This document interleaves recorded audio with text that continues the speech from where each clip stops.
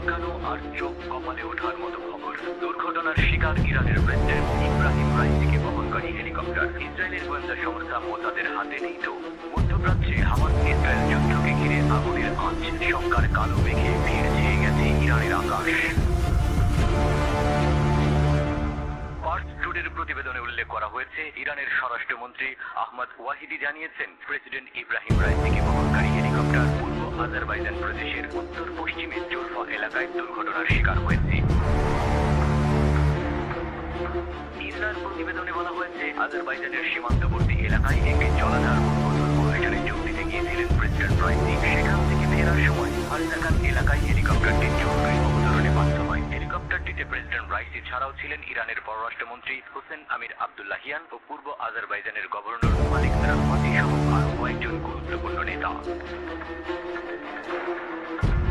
ইরানের স্বরাষ্ট্র মন্ত্রণালয় বলছে, হেলিকপ্টারটি গন্তব্যে পৌঁছার আগেই অবতরণে বাধ্য হয়েছে। প্রতিকূল আবহাওয়ার কারণে সেখানে এখনও উদ্ধারকর্মীরা পৌঁছাতে পারেনি। ভারী থেকে অতি ভারী বৃষ্টির পাশাপাশি বাতাসও উদ্ধার কাজে বাধার সৃষ্টি করছে।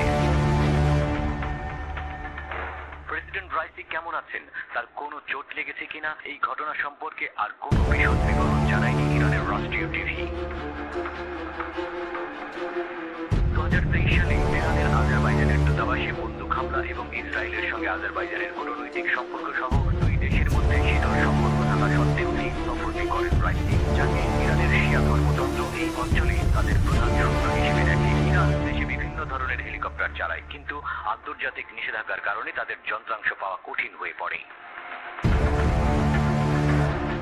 রাইসির ওই হেলিকপ্টারের সঙ্গে আরও দুটি হেলিকপ্টার ছিল, সেগুলো অক্ষত রয়েছে। প্রেসিডেন্টকে বহনকারী হেলিকপ্টারটি কোন ধরনের ছিল তা এখনও জানায়নি। দেশটির সামরিক বাহিনীর অনেক হেলিকপ্টার 1979 সালের ইসলামী বিপ্লবের সময়েরও আগে। ইরানের সংবাদ মাধ্যম তাসনিম নিউজ জানিয়েছে, প্রেসিডেন্ট রাইসিকে বহনকারী হেলিকপ্টারটি দুর্ঘটনার কবলে পড়ার পর সেটি থেকে জরুরি ফোন কল এসেছিল। হেলিকপ্টারে প্রেসিডেন্টের সঙ্গে থাকা কর্মকর্তারাই ওই ফোন করেছিলেন।